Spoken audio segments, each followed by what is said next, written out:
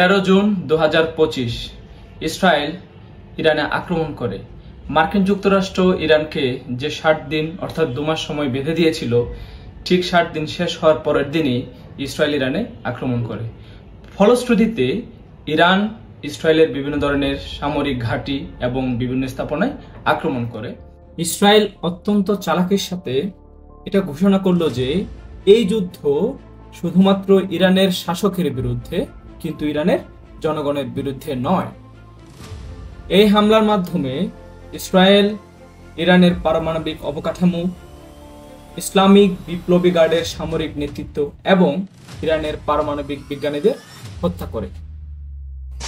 Iran পাল্টা আক্রমণ হিসেবে ইসরায়েলের বিভিন্ন ধরনের স্থাপনা এবং বেশ কয়েকটি বিমান ঘাঁটি ধ্বংস করে। ইরান সাথে আরও সতর্ক করে যে যদি মার্কিন যুক্তরাষ্ট্র, ব্রিটিশ, ফ্রান্স এই দেশগুলো যদি ইসরায়েলকে সহায়তা করে, তাহলে ওই দেশগুলোর সামরিক ঘাঁটিতে ইরান আঘাত হানবে। ইরান ঐতিহাসিকভাবে একটি পারস্য রাষ্ট্র এবং রাষ্ট্রীয়ভাবে ইসলামী প্রজাতন্ত্র। এই দেশটি জমহুরিয়ে ইসলামিয়া ইরান নামে পরিচিত। এটি হলো পশ্চিম এশিয়ার একটি দেশ।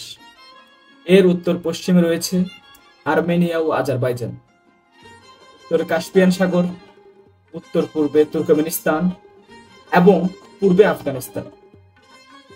এদেশের দক্ষিণ পূর্বে পাকিস্তান, দক্ষিণে পারস্য ও ওমান উপসাগর এবং পশ্চিমে তুরস্ক ও ইরাক অবস্থিত।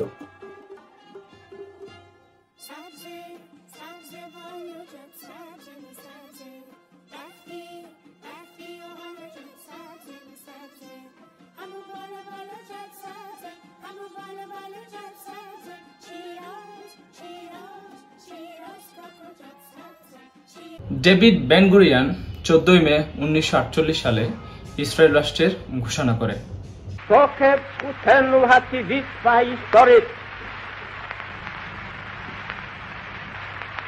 ועל יסוד החלטת עצרת האומות המאוחדות אנו מכריזים בזאת על הקמת מדינה יהודית בארץ ישראל, היא מדינת ישראל.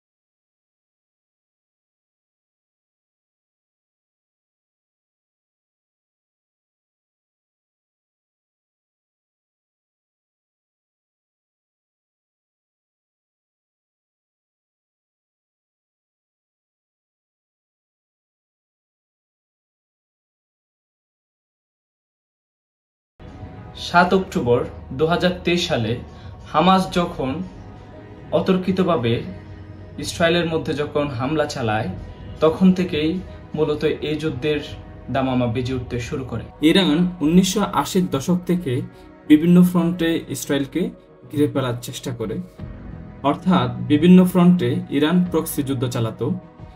এর মাঝে ইরানের এই কাজে সহায়তা করত লেবাননের হিজবুল্লাহ, গাজার হামাস, ইরাকের মিলিশিয়া গোষ্ঠী এবং ইয়েমেনের হুতি ইত্যাদি।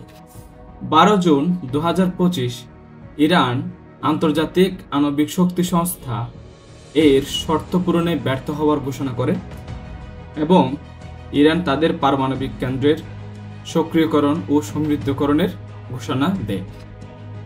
এর বাইরে দীর্ঘদিন ধরে চলা গাজা ভূখণ্ডে হামাস ও ইসরায়েলের মধ্যে যে যুদ্ধ, তা গুরুত্বপূর্ণ ফ্যাক্টর হিসেবে ভূমিকা পালন করে। ফলশ্রুতিতে ইসরায়েল 13 জুন 2025 ভোরে ইরানে হামলা করে এবং এই হামলার নাম দেয় অপারেশন রাইজিং লায়ন। পাল্টা আক্রমণ হিসেবে ইরান ইসরায়েলের ভূখণ্ডে অপারেশন ট্রু প্রমিস 3 পরিচালনা করে।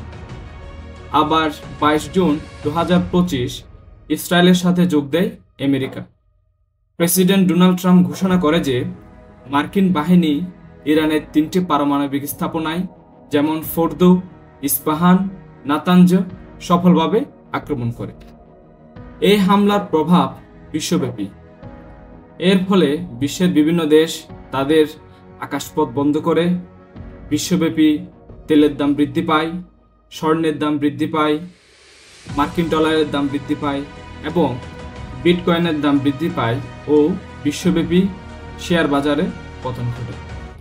এই ইরান ইসরায়েল যুদ্ধের একক কোনো সমাধান নেই। এটার জন্য কূটনৈতিক, সামরিক, মানবিক ইত্যাদি দিক বিবেচনা করে সকল পর্যায়ের সকলকে একত্রিত হয়ে এর সমঝোতায় আসতে হবে এবং এই যুদ্ধ বন্ধ করে মধ্যপ্রাচ্যে শান্তি নিশ্চিত করতে হবে।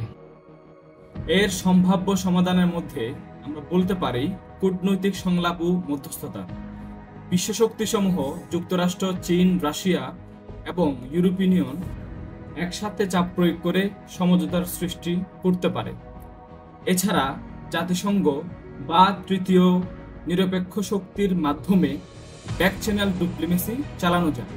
এর মাধ্যমে শান্তি নিশ্চিত করা যায়। আবার মধ্যপ্রাচ্যের আরব দেশগুলো একটি শান্তিপূর্ণ সমঝোতায় ভূমিকা এক্ষেত্রে রাখতে পারে। 2. Iran joint comprehensive plan of action এর নবায়ন কিংবা নতুন কোনো বিকল্প চুক্তি স্বাক্ষরের মাধ্যমে এই পরিস্থিতির নিয়ন্ত্রণ আনতে পারে। 3. ইরান মধ্যপ্রাচ্যের মুসলিম রাষ্ট্রগুলো নিয়ে মিডল ইস্ট সিকিউরিটি ফ্রেমওয়ার্ক গঠনের চিন্তা করতে পারে। এর মাধ্যমে মধ্যপ্রাচ্যের মুসলিম দেশগুলোর ঐক্য তৈরি হবে। নাম্বার 4, উভয় পক্ষের প্রক্সি যুদ্ধ বন্ধ করতে হবে। এতে করে দুপক্ষকেই পরোক্ষ যুদ্ধ থেকে সরাসরি আলোচনায় ফিরিয়ে আনতে পারে। 5, ফিলিস্তিন সংকটের টেকসই সমাধান করতে হবে, অর্থাৎ ইসরায়েল ফিলিস্তিন দ্বিরাষ্ট্রভিত্তিক সমাধান করতে হবে। 6, তথ্যযুদ্ধ ও মিডিয়া সংলাপ বন্ধ করতে হবে। আমরা প্রায়শই দেখি ইউরোপীয় চ্যানেল এবং আমেরিকান চ্যানেলগুলো, মিডিয়াগুলো ইরানের বিরুদ্ধে অপপ্রচার চালায়, ঘৃণা ও বিদ্বেষমূলক সংবাদ ছড়ায়। এ সকল কিছু থেকে বিরত থাকতে হবে। 7, ওআইসি এবং আরব লীগের সক্রিয় ভূমিকা পালন করতে হবে। এই সংকটে নিষ্ক্রিয় নয়, বরং টেকসই ভূমিকা পালন করতে হবে। নাম্বার 8, উত্তেজনাপূর্ণ অঞ্চলগুলোতে জাতিসংঘের শান্তিরক্ষী বাহিনী মোতায়েন করতে হবে। নাম্বার 9, উভয় দেশ পরোক্ষভাবে বা তৃতীয় পক্ষের মাধ্যমে অর্থনৈতিক নির্ভরশীলতা বাড়াতে পারে।